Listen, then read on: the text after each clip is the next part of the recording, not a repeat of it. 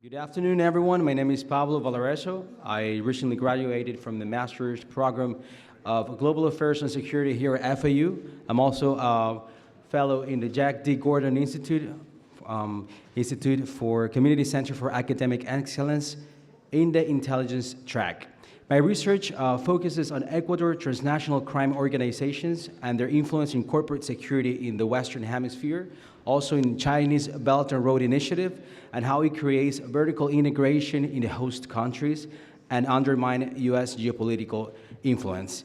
We'll be closing today our panel. Last but not least, we have this final plenary, which is the operationalizing strategies against organized crime, lessons from Colombia and Ecuador. As we know, the Western Hemisphere is confronting a convergence of threats in growth of transnational crime organization and the strategic competitors that exploit gaps in governance. This plenary will be moderated by Janina Kogan. She's the director of the Taeda Foundation, an organization dedicated to promoting sustainable development, innovation, and social progress. Mr. Kogan also leads the foundation's training and corporational programs in strategic areas and brings prior experience from the Argentinian Ministry of Foreign Affairs, where she coordinated high-level multilateral engagements. Please join me with a round of applause welcoming this distinguished guest.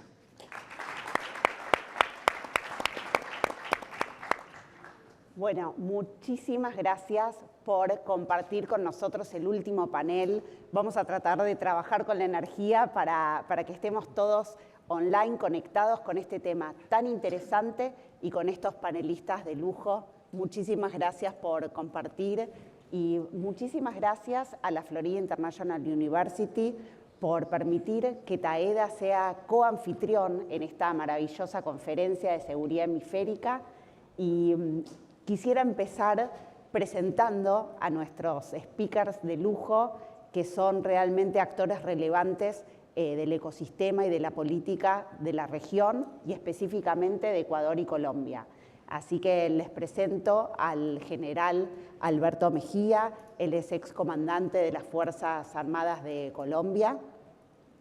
También se encuentra con nosotros el embajador Pinzón, que es exministro de Defensa de Colombia y también embajador de Colombia ante Naciones Unidas, y María Paula Romo, que fue ministra del Interior de Ecuador y actualmente es directora de los programas de liderazgo aquí mismo en la Florida International University. Un aplauso para ellos para comenzar el panel. Bueno, la primera pregunta y comentario con lo que quería empezar es si yo les dijera innovación, modernización, profesionalismo, todos quisiéramos esas cualidades, ¿no? Pero ¿quién las tiene? Hoy en día las tiene el crimen organizado y muchas veces pareciera que los estados quedan en desventaja o que van atrás de lo que el general dice son multidelitos, ¿no? ¿De qué se trata este concepto? Bueno, un saludo muy especial, agradecimiento a FIU, a Taeda y a mis compañeros de panel. Estoy aquí con mi ex jefe, entonces es un privilegio.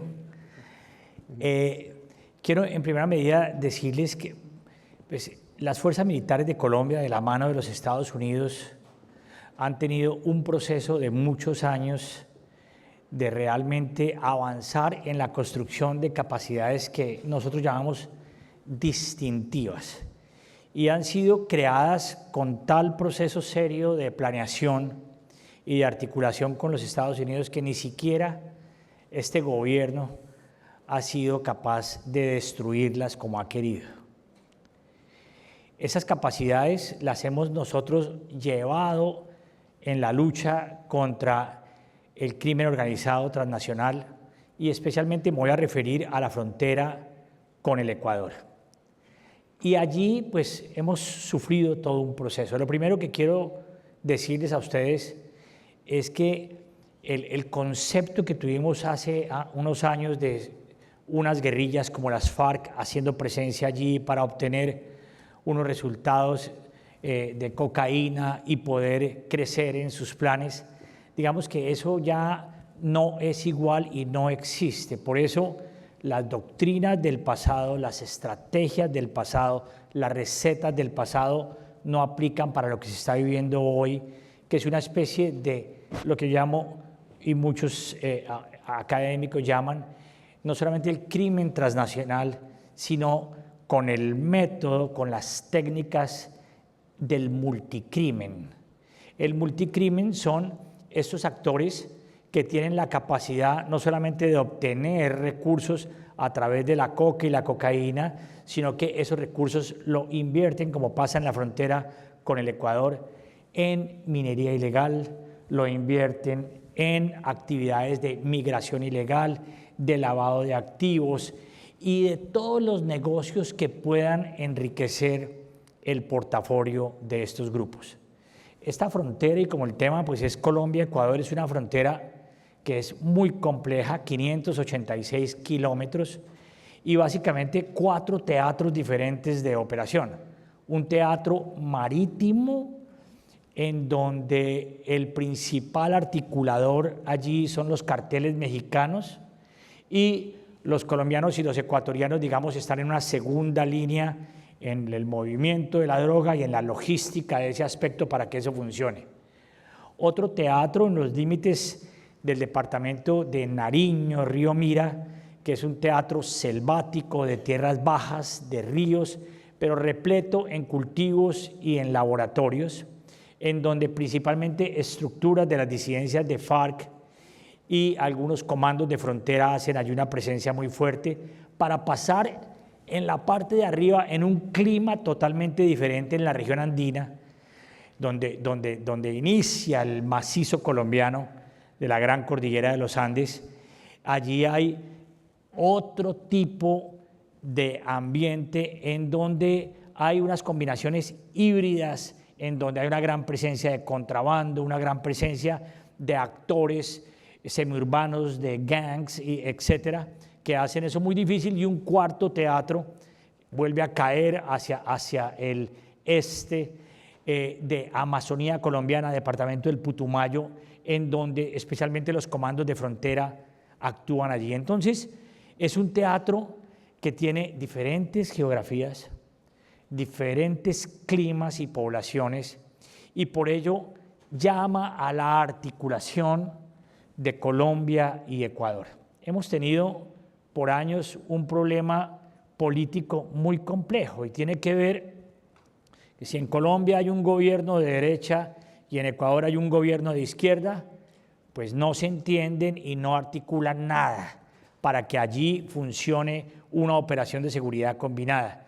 Y viceversa, si hay un gobierno de derecha en el Ecuador y ahora un gobierno de izquierda en Colombia, pues tampoco hay cooperación. Entonces, al final del día, sufren las fuerzas de seguridad y, por supuesto, es la tierra prometida para el crimen organizado transnacional y el multicrimen. Entonces, voy a parar ahí, pero realmente quiero decirles, allí hay un mundo de oportunidades para la coordinación, para la sinergia interinstitucional y para que dos países hermanos puedan cooperar para hacerle la vida más difícil al multicrimen y para poder llevar el Estado de los dos lados de la frontera a esta área rural normalmente alejada del progreso, de las posibilidades, y que hoy en día pues presenta un gran reto para los dos estados y por supuesto está causando un gran daño en nuestro querido hermano país del Ecuador. Bien, embajador, usted conoce también la situación en Colombia. ¿Qué pudiera agregar sobre Colombia específicamente y cómo se podría cerrar esta brecha de competitividad entre el crimen organizado y los estados? Janina, muchas gracias. Un placer estar aquí contigo y también encantado de compartir contigo, ministra Romo. Un honor verte. Y por supuesto, Coronel Mejía, amigo de la vida, colega con quien trabajamos siempre muy bien. Estamos en tiempos muy complejos en América Latina y yo sí creo que es bueno que nos pongamos en situación y en particular en esta área de la región andina. Y yo no dejaría solamente el tema de Ecuador y Colombia, sino integraría la discusión el tema de Venezuela, integraría ciertamente el tema del Perú y, por qué no, como esto está irradiando sobre países como Brasil, Argentina, Chile, mismo Paraguay, Uruguay, ciertamente la proyección sobre Centroamérica y el Caribe. ¿Qué quiero decir con esto? Hoy estamos ante la mayor producción de cocaína en la historia en que tengamos registro. No es de los últimos 2 años, es de los últimos 4, desde que tenemos registro, posiblemente en 25 o 30 años. Y esto está teniendo un impacto que ha permitido que todas las economías ilegales y todas las estructuras de crimen organizado hayan progresado y se hayan fortalecido en todo el continente. Hoy estamos ante un reto estratégico, en donde el crimen organizado se convierte en sus múltiples formas en un contendiente de la democracia, de la estabilidad y del futuro de nuestras naciones. Si eso fuera poco, América Latina tiene, y en particular Colombia, Ecuador y Venezuela, somos naturalmente ricos en minerales críticos, cosa que sería muy interesante en este contexto geopolítico en el que estamos. Tenemos oro, tenemos cobre, algunos de los países tienen litio, en fin, níquel, etcétera. Pero muchos de estos minerales están siendo aprovechados es por organizaciones criminales que tienen además una tarea dual entre el narcotráfico y la minería ilícita, en particular de oro y otros minerales pesados. Y esto está teniendo además un efecto sobre las sociedades, porque ya no solo existe lo que en otro tiempo llamábamos control territorial de un grupo armado, ahora hay algo que se caracteriza por ser un control social del territorio, es decir, hacen presencia en el territorio, pero desde adentro dominan las comunidades y definen su destino y definen quién puede estar allí y quién no. La consecuencia de esto es más grave aún, porque entonces lo que ha empezado a ocurrir es que ya hay un reto al poder de los estados y al ejercicio mismo de la democracia. Puesto de otra manera, están compitiendo por los gobiernos locales, regionales e incluso nacionales. Permítanme referirme a mi país. La llegada del presidente Petro al poder en Colombia, lo digo con mucha franqueza, no es un hecho simplemente aislado o de un cambio político en Colombia donde aparecieron los vientos para generar una nueva realidad. No es así. Aquí las economías criminales tomaron partido en las regiones en donde están, garantizaron el voto por ese sector, en particular en el Pacífico colombiano, en el oriente colombiano, en el sur del país, y adicionalmente los recursos criminales que allí se producen han venido a financiar esta situación en la política. Cuando pienso en el presente, estamos en procesos electorales. No olvidemos, en Ecuador, el narcotráfico asesinó a un candidato presidencial que iba a ganar las elecciones. Pero les quiero contar, en Colombia, hoy, muy seguramente, quien sería el candidato a ser presidente de la República sería Miguel Uribe, que fue asesinado hace menos de un año, precisamente por esa misma realidad y esas estructuras. ¿Qué es lo que quiero dejar como señal clara para entender el reto?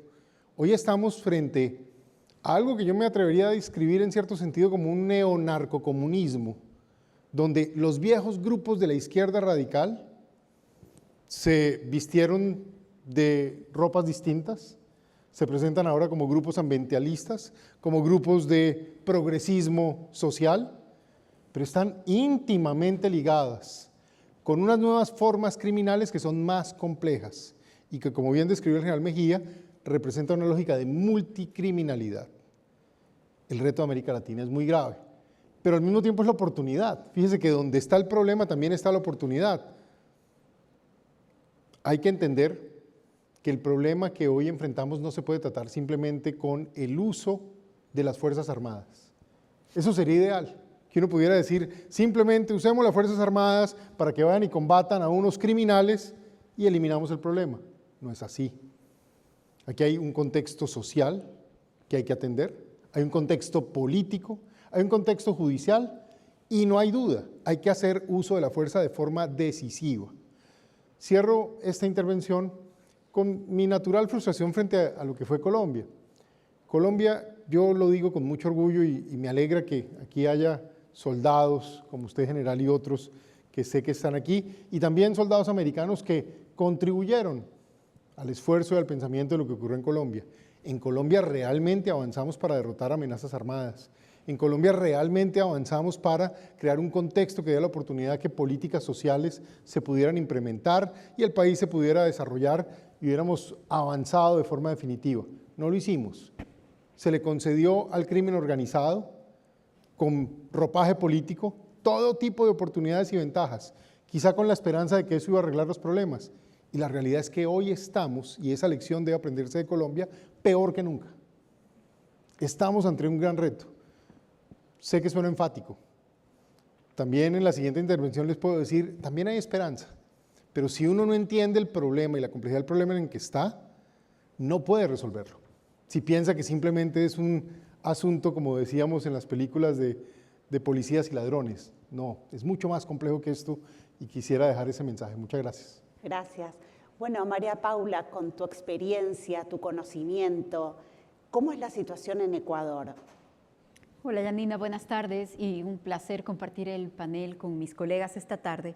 En el Ecuador, lamentablemente, no tenemos buenas noticias. La situación de seguridad en el Ecuador se ha descompuesto, yo siempre lo digo, a una velocidad y a una profundidad que realmente debería convertirlo en caso de estudio.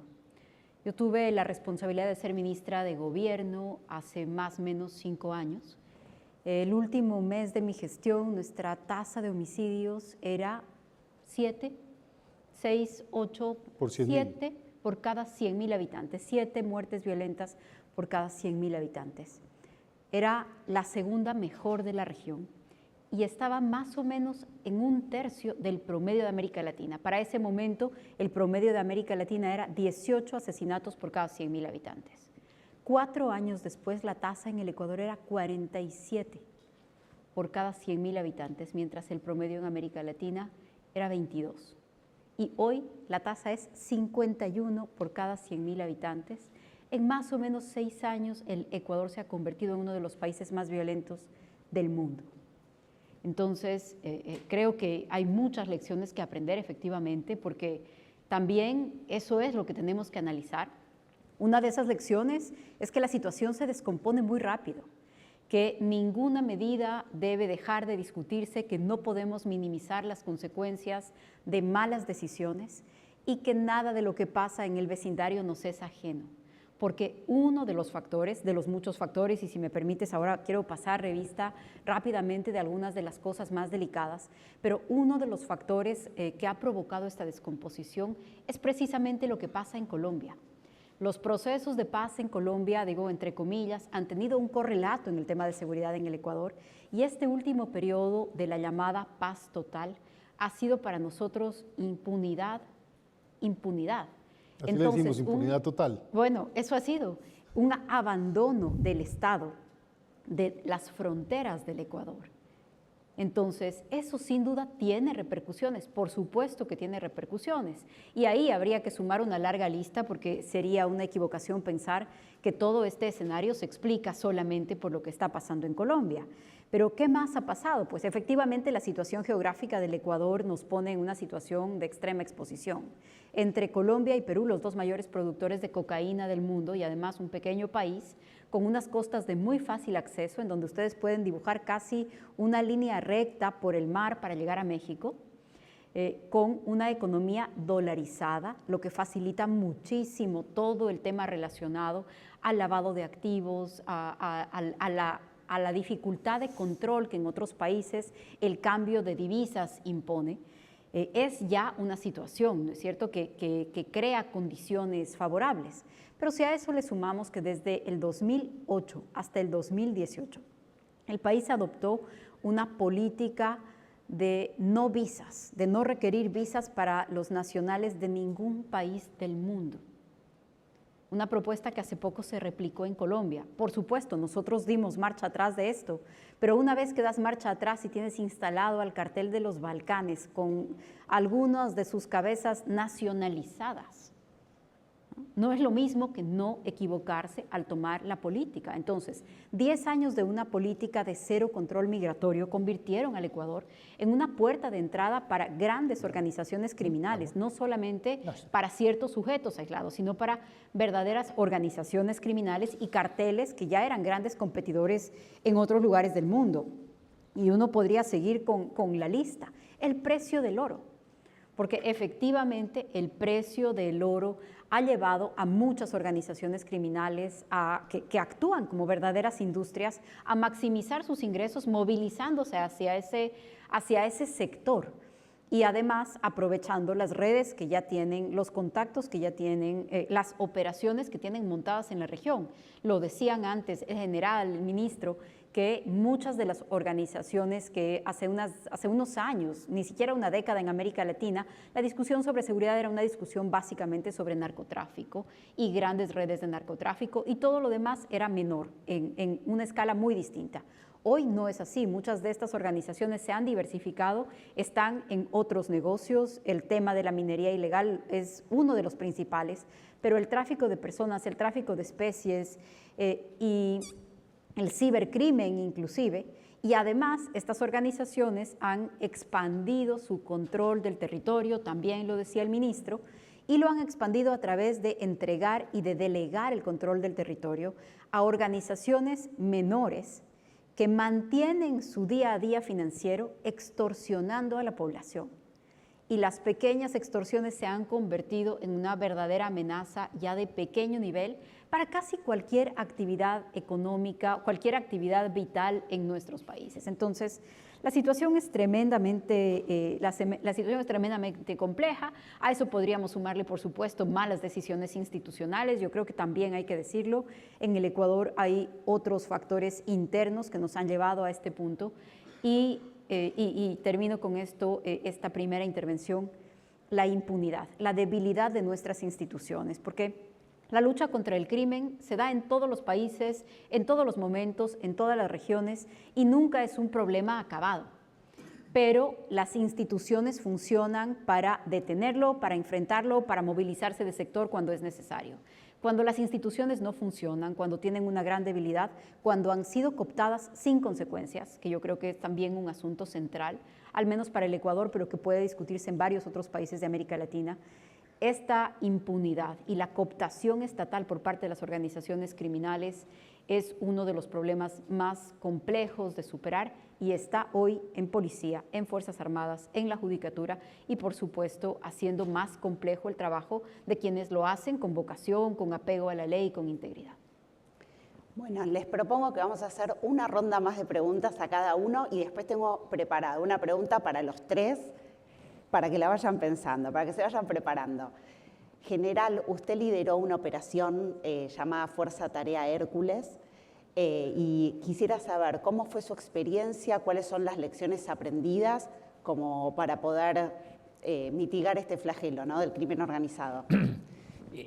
Básicamente, en los análisis que hacemos nosotros para identificar cuáles son las áreas más críticas de Colombia y cómo llevar una solución diferencial a esos teatros de operaciones, pues nosotros evaluamos que en este sur occidente de Colombia debíamos constituir una fuerza de tarea conjunta que articulara todos los esfuerzos, no solamente de las fuerzas militares, sino también de la policía, de la fiscalía y de todos los organismos para enfrentar estas amenazas en el sur del país.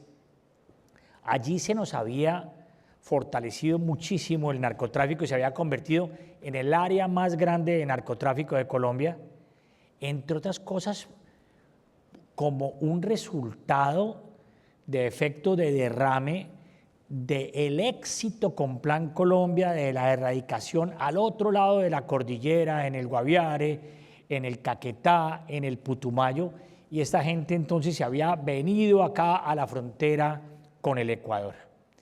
Para nosotros era la herramienta de la aspersión, y Juan Carlos fue uno de los arquitectos de esto, era demasiado vital porque nos permitía ser muy efectivos en erradicar la coca, pero al mismo tiempo estar lejos de esa contacto y ese choque con la población civil. Entonces preferíamos estar alejados y simplemente asperjar estos curtidos. Pero como la pregunta aquí se basa en experiencias, lecciones aprendidas desde el punto de vista operacional, pues yo he querido traer como una historia de vida de lo que allí pasó cuando en Colombia son asesinados 3 periodistas ecuatorianos muy distinguidos y pues esto crea un problema binacional gravísimo. Ecuador no acostumbrado a eso, Colombia tristemente acostumbrada a todas estas tragedias, e inmediatamente viajamos al Ecuador con el presidente, con el ministro de Defensa, a hablar con el presidente Lenín Moreno, y comprendimos y allí vimos pues cómo el país recibía con inmenso dolor esta tragedia, y entonces la orden fue: creen todas las fortalezas a nivel operacional y de coordinación entre las fuerzas militares de Colombia y las fuerzas militares de Ecuador.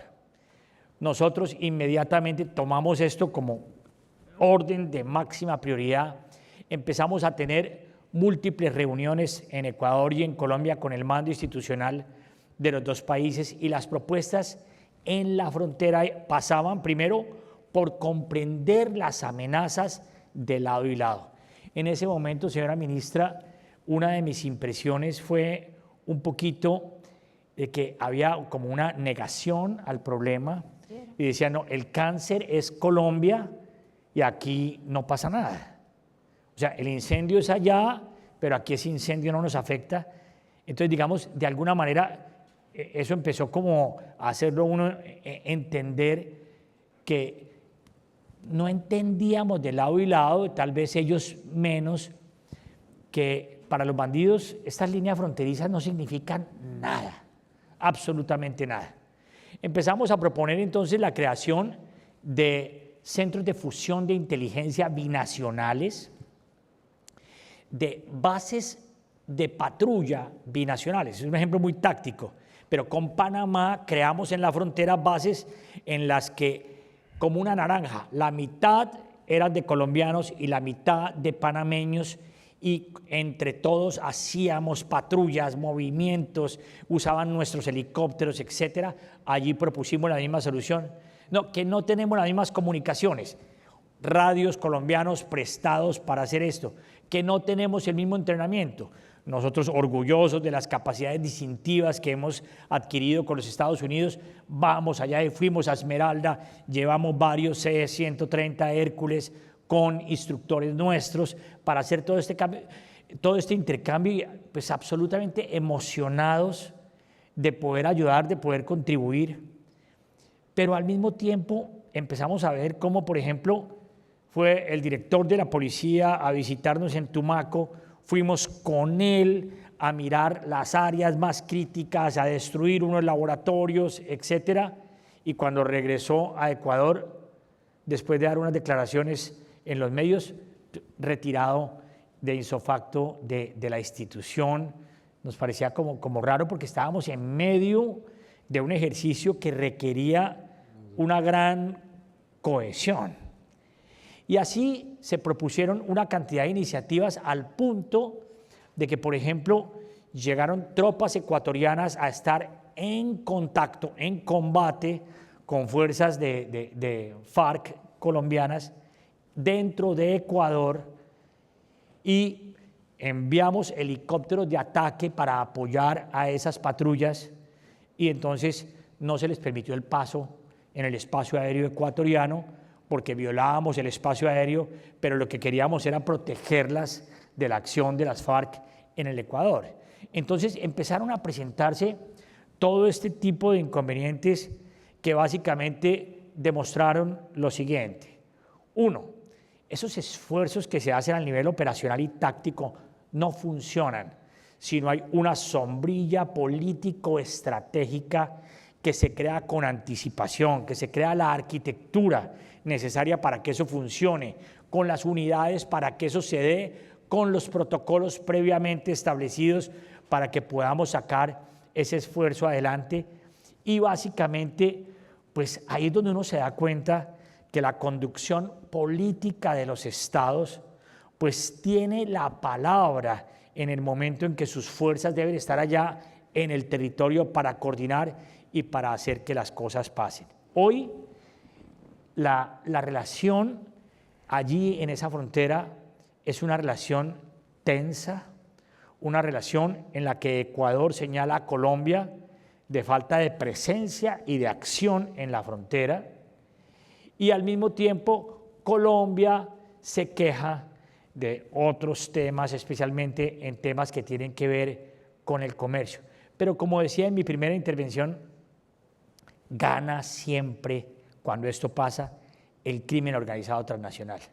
Lo mismo pasa en la frontera con Perú, lo mismo pasa en la frontera con el Brasil, donde se firman acuerdos de entendimiento entre los países para la protección de la Amazonía, etcétera, de la lucha contra la minería ilegal, pero no pasan de ser acciones de buena voluntad, escritos, fotografía, PowerPoint, pero nada en la realidad. Y ustedes se pueden imaginar cómo hoy en la frontera con Venezuela, pues después de la acción espectacular de los Estados Unidos contra Maduro, realmente el sistema y el régimen sigue igual. Por lo tanto, las disidencias de las FARC, el ELN colombiano, el Clan del Golfo colombiano, siguen allí presentes controlando el narcotráfico, la minería, los minerales raros, etcétera, y nada de esto ha pasado. Por lo tanto, el llamado es a que tomemos algunas lecciones de estas que he mencionado, miremos más en profundidad. FIU es el tanque de pensamiento perfecto para mirar eso, pero realmente si los países no se unen y cada país hace su batalla solo, no vamos a lograr realmente golpear a estos grupos, echarlos para atrás y proteger la democracia como queremos.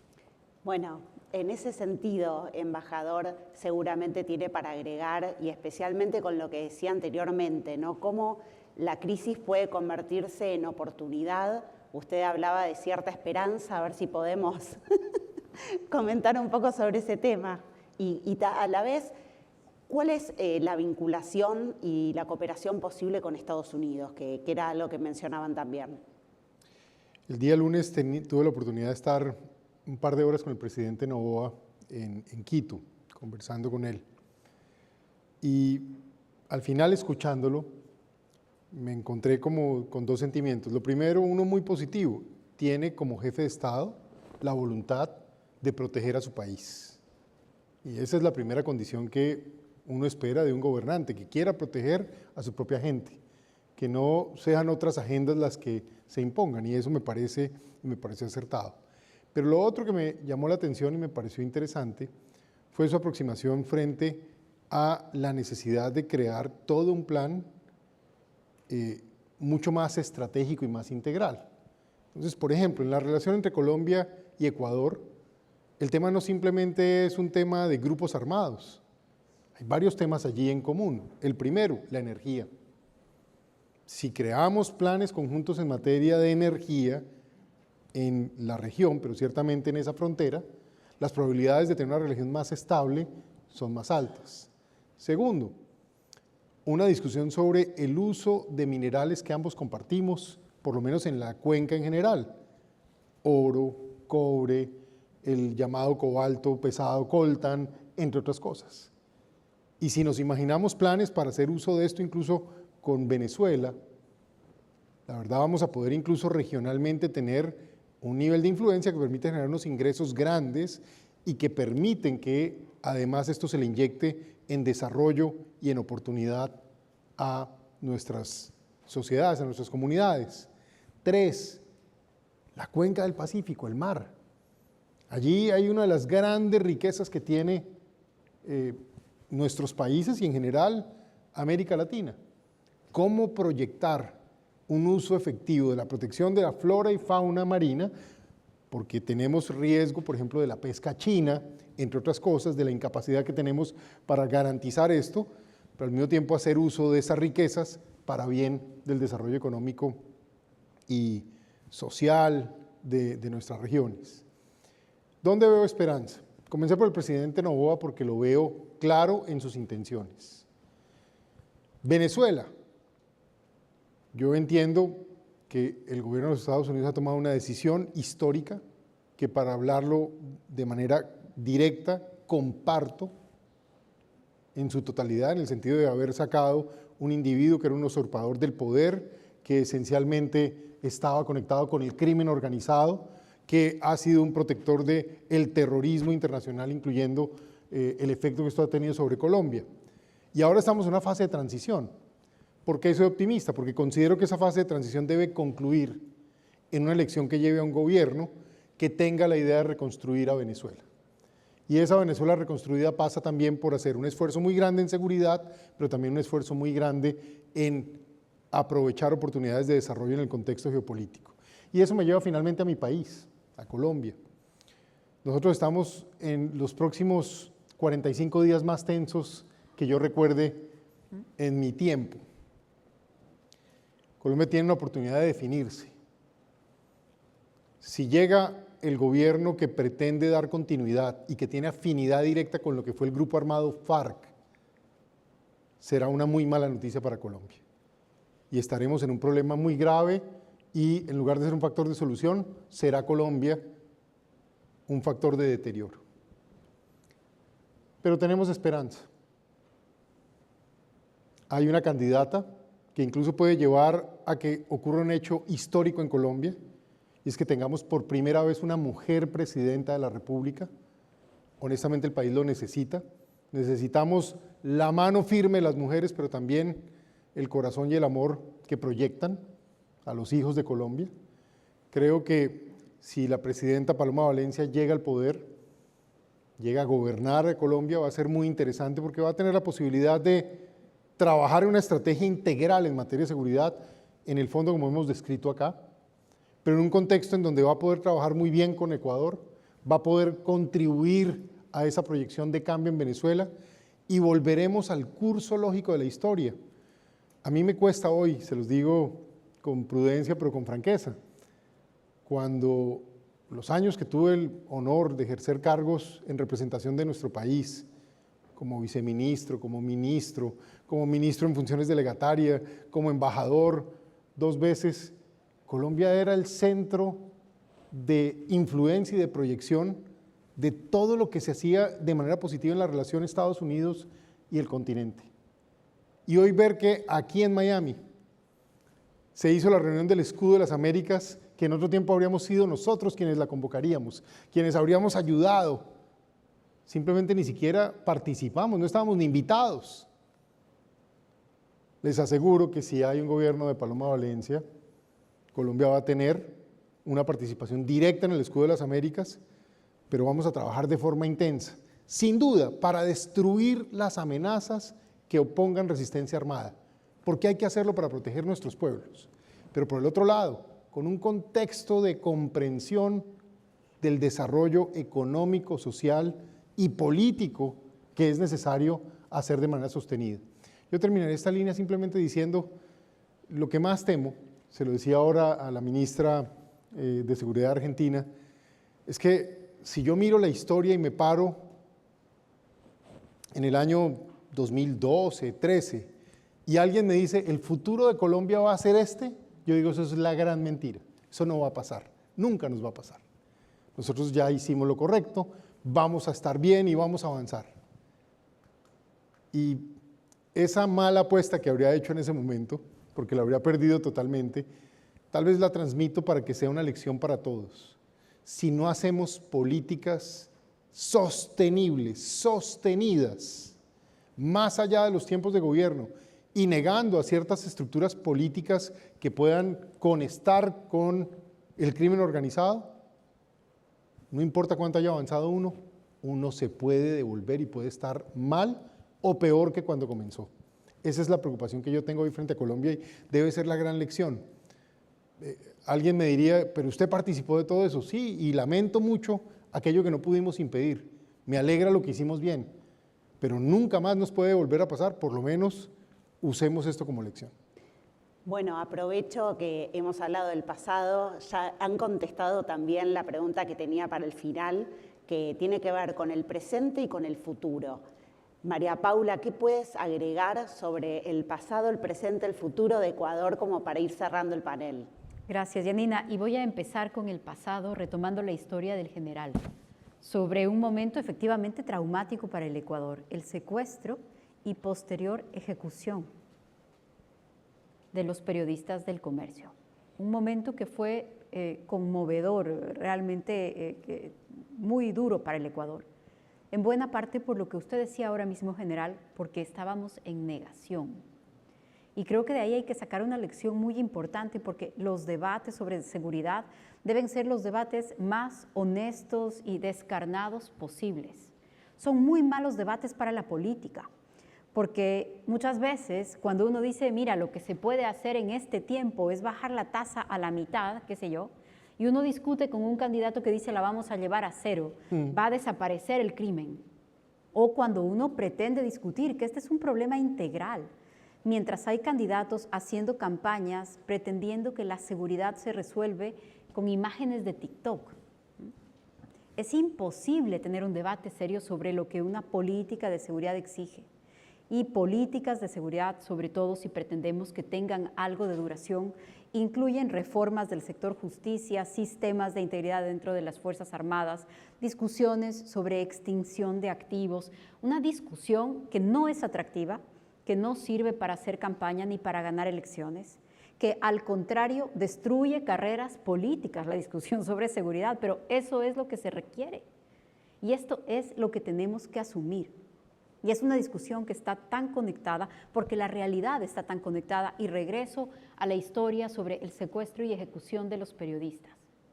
Efectivamente, ese momento en el que yo no era todavía ministra, que fue un momento conmovedor para el Ecuador, fue un punto de inflexión. Y creo que se logró profundizar la cooperación con Colombia, porque además fue una coincidencia importante de afinidad entre gobiernos.